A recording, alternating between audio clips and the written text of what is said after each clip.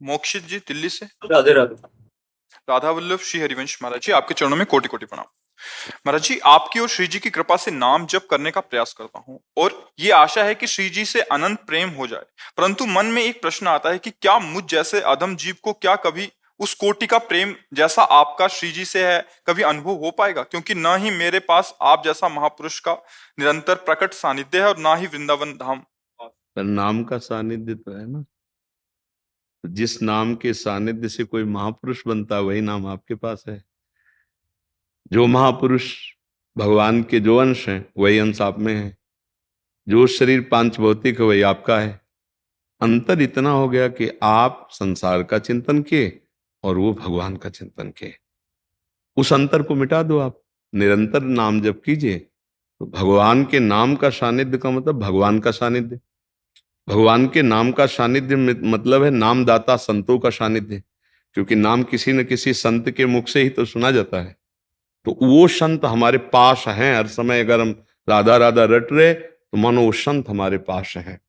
क्योंकि आप गौर से देखना, जब आप राधा राधा रटोगे तो आपको वो झांकी उन्हीं संत की आएगी जिन्होंने आदेश किया कि आज अगर इनकी कृपा न होती तो ये नाम जप। तो सानिध्य हो रहा है ना।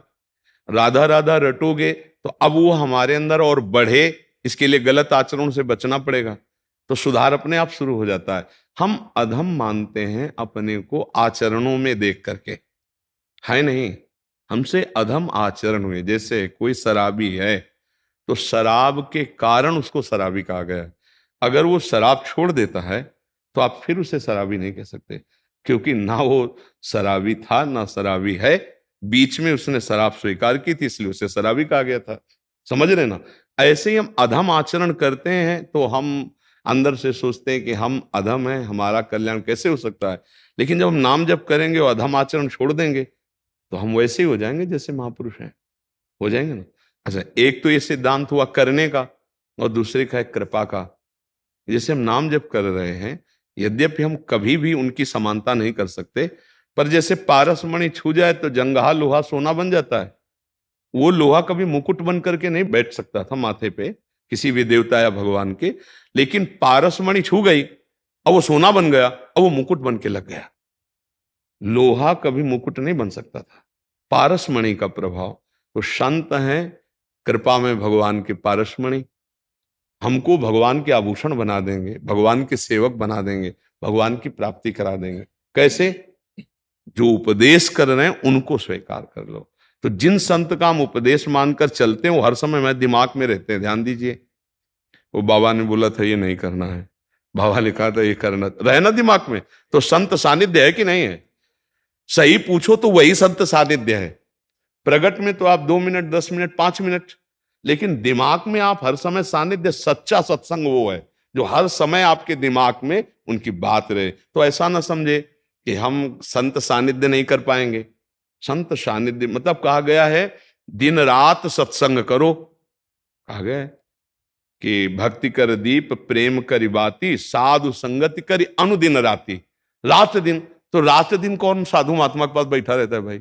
फिर महापुरुषों का कथन क्या है? रात दिन उनकी आज्ञा में हो ना। तो आप बाबा बोले थे सोते समय ऐसा करना चाहिए, बाबा दिमाग में है। बाबा बोले थे जग करके ऐसा कर, 5 भक्तों का नाम लेना चाहिए, ये कर, बाबा बाबा है ना दिमाग में।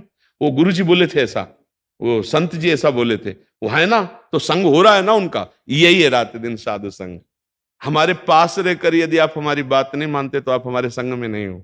दूर रहकर हमारी बात मानते हो तो तुम्हें समझ में आएगा कि हर समय हम हैं।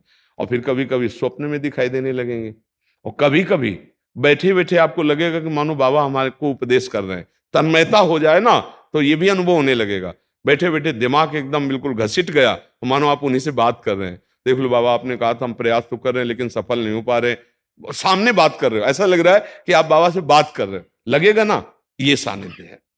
ऐसा ही धीरे धीरे भाव बढ़ता चला जाता है। तो आप ऐसा उससे नकारात्मक भाव में न ले, मुझे ऐसा कैसे हो सकता है, नहीं। और आपको सच्ची बताएं, जैसे स्वप्न में हमने 1000 कत्ल किए तो जगने पर हमें कोई सजा मिलेगी क्या? ऐसे ही हमसे अज्ञान में पाप हो गए हैं, अब हम धीरे धीरे जाग रहे हैं ज्ञान में, वो सब भस्म हो जाएंगे। पक्का मान लो हमारी बात, वो सब भस्म हो जाएंगे। अब आगे हमसे गलती, जाग कर गलती होगी तो फिर केस लागू हो जाएगा, है भाई।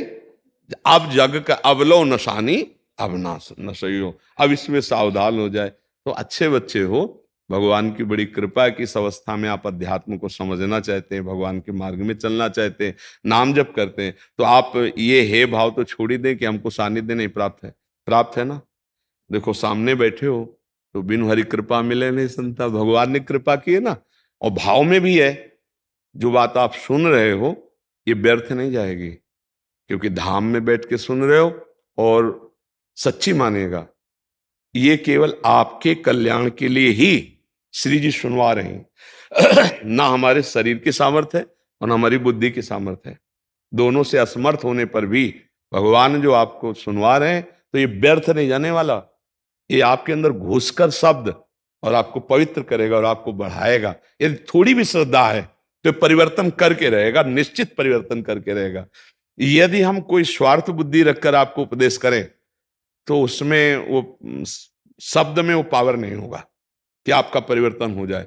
यदि आपके परिवर्तन के ही लिए सिर्फ बोला जा रहा है तो वो आपका परिवर्तन करके ही रहेगा शब्द, वो आज नहीं तो कल निश्चित, वो व्यर्थ नहीं जाए। अमोघश्च महासंगस्तु दुर्लभो अगम्यो अमोघश्च, निश्चित भगवत प्राप्ति होती है। जो एक क्षण महापुरुष की बात मान ले तो परिवर्तन जीवन का शुरू हो जाता है ना। तो आप ये निरंतर सोचो कि मुझे संतों का सानिध्य प्राप्त हो गया है, ऐसा ना सोचो कि मुझे कभी जीवन में दोबारा ना मिलो हमसे, और हमारी बात मानते रहो। अगर आगे का रास्ता ना खुलता जाए तो हमें बताना, पूछने की जरूरत नहीं पड़ेगी, रास्ता आपको दिखाई देता चला जाएगा। ये टार्च है, तुम्हें लग रहा है बहुत छोटी सी है, राधा, ये टार्च आपको सच्चिदानंद में स्थित कर देगी, तुम्हारे मार्ग को प्रकाशित करती चली जाएगी। एक एक कदम आपको प्रकाश मिल रहा है तो मंजिल आपको प्राप्त हो जाएगी। ऐसा नहीं कि हाइलोजन जैसा हो कि पूरा ऐसा, ऐसा कुछ हो कि एक बार में रास्ता दिखाई, ऐसा नहीं। एक एक कदम सिर्फ दिखाई देगा, क्योंकि अगर तुम्हें दूरी दिखाई गई तो हार जाओगे, इसलिए अगला कदम केवल तुम्हें रखना है और उतना प्रकाश है तो आगे का मार्ग खुलता चला जाएगा। और अगर गलती करोगे तो वही मार्ग रुक जाएगा, गलती करोगे तो वही मार्ग पर नष्ट नहीं होगा। ये ऐसा मार्ग, कदम पीछे नहीं होंगे। 100 बार नाम जपा है तो 99 बार से नहीं शुरू होगा, 101 से शुरू होगा। ये अध्यात्म है, ये परमार्थ है। ठीक है, आप मस्त रहो एकदम, ऐसा नहीं, निगेटिव नहीं सोचना, नकारात्मक सोच को हटाना है। नकारात्मक सोच ही तो हमें जलाती है। नहीं नहीं कि अब हमको तो वृंदावन ही रहना पड़ेगा क्योंकि साधु संग से ही कल्याण होता, ऐसा नहीं। यही असली साधु संग, जो दिमाग से साधु संग हो, वो हमारे समय हर समय माइंड में बैठे हुए, हमारे हृदय में बैठे हुए प्रेरणा देते रहते हैं।